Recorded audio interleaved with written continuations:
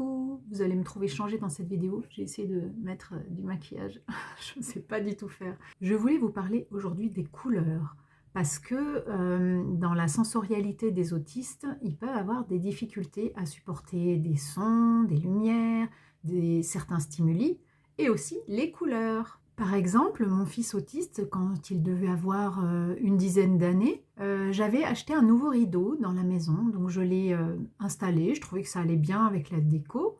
Et en fait, quand il arrivait devant, il a hurlé, il s'est trouvé très mal. Il m'a dit enlève ça, je peux pas le voir, c'est dégoûtant, c'est dégoûtant. Et il m'a dit envie de vomir. Et vraiment, il a pleuré, c'était horriblement difficile pour lui. Et à l'époque, il n'avait pas encore son diagnostic. Et en fait, voilà, en discutant, il m'a dit la couleur est écœurante, c'est un espèce de vert bleu, c'est pas très net, on ne sait pas trop ce que c'est. Et vraiment, dans toutes les fibres de son corps, il ne pouvait pas supporter cette sensation de voir cette couleur déjà et en plus d'être en contact tous les jours avec. Donc moi, ça me parle parce qu'il y a une couleur que je déteste, c'est le rouge. Alors le rouge, pour moi, est hyper agressif. Donc je vais peut-être avoir du mal à décrire, tout comme mon fils, ce que je ressens par rapport au rouge. Mon mari a 2 t-shirts rouges et au début qu'il les a achetés, il ne savait pas, il ne m'a pas demandé par rapport à la couleur et puis il est arrivé comme ça et là j'ai fait « Oh, je ne pourrais jamais supporter, c'est juste pas possible ». Pour moi, mon mari habillé en rouge était devenu mais une boule de feu, une planète de feu, quelque chose d'immense, gigantesque, envahissant qui allait être extrêmement agressif dans toutes les fibres de mon corps, dans mon ressenti. Et j'avais qu'une envie, aller dans un trou de souris et loin de lui, quoi. En plus, je le reconnaissais pas. Enfin, c'est fou. Ceux qui travaillent dans l'esthétique savent que certaines couleurs peuvent dégager des énergies particulières. Bon, le rouge, en effet, c'est assez flagrant. Je pense que ça le fait à pas mal de monde. Mais là, c'est vraiment le stade au-dessus, quoi. J'ai rangé ces t-shirts, je lui ai dit, je suis désolée, mais je les ai mis en dessous de la pile et des fois, il a pensé pouvoir contourner, c'est-à-dire que, voilà, je lui fais un bisou quand il est déjà habillé et puis «Ah, mais qu'est-ce que t'as mis?» Ben oui, il avait mis le t-shirt rouge sous un sweat noir, mais il y avait un tout petit peu de rouge qui dépassait là et c'était vraiment impossible pour moi, quoi. Donc comme mon fils, ça me fait venir les larmes, c'est vraiment quelque chose de difficile à surmonter en fait. C'est pas juste j'aime pas cette couleur, parce qu'en plus je trouve ça joli par certains aspects, mais c'est pas possible pour moi de la supporter. En tout cas maintenant, peut-être ça évoluera dans la vie. Et c'est intéressant parce que comme je vous avais raconté à l'écrit sur Instagram une fois, quand on est allé acheter mes nouvelles lunettes, elles étaient dans un étui et j'avais vu qu'il y avait du rouge autour de l'étui.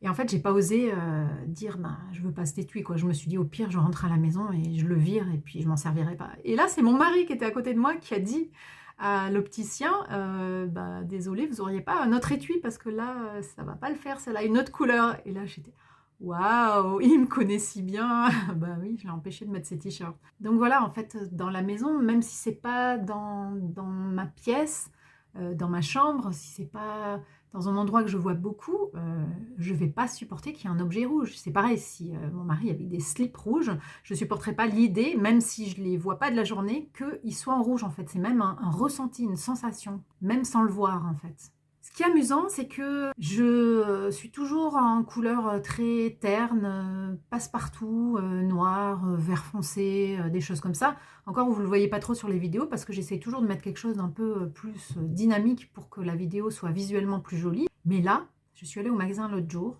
donc je déteste les magasins, je déteste les fringues. Et ben, je suis revenue avec des habits colorés pour la première fois. Il faut que je vous montre. Enfin, d'abord, il faut que je vous dise qu'il y a une autre couleur que je déteste et que je n'ai jamais portée ni eue dans ma maison. C'est, vous allez voir, tadam, le rose. Je me suis acheté ça l'autre jour et j'ai cru que je pétais un délire en fait. La couleur que je détestais le plus, qui était pour moi, je pense qu'il y avait un symbole de ah, le rose, c'est pour les filles, les paillettes, les trucs comme ça. Et j'ai toujours eu du mal avec ce côté représentation sociétale de la fille et de la femme. Je suis rentrée à la maison, j'ai dit vous devinerez jamais ce que j'ai acheté. C'est juste impossible. Devinez une couleur que j'ai pu acheter. Et tout le monde, ma mère, il y avait mon mari, il y avait mes enfants. Personne n'a trouvé le rose. C'était juste pas possible que j'achète du rose en fait. C'est même pas envisageable. Je suis toute en contradiction. C'est étonnant, surprenant, déroutant. Mais quand quelque chose ne me convient pas, c'est puissance 10 milliards, c'est dans mes tripes, c'est impossible pour moi de supporter. Il n'y a pas de demi-mesure en fait, mais je vous reparlerai de ce sujet. Voilà pour ce partage sur les couleurs, hein. J'aurais sans doute d'autres choses à dire, mais je ne me rappelle jamais au moment de faire les vidéos, ce qui est très malin. À bientôt!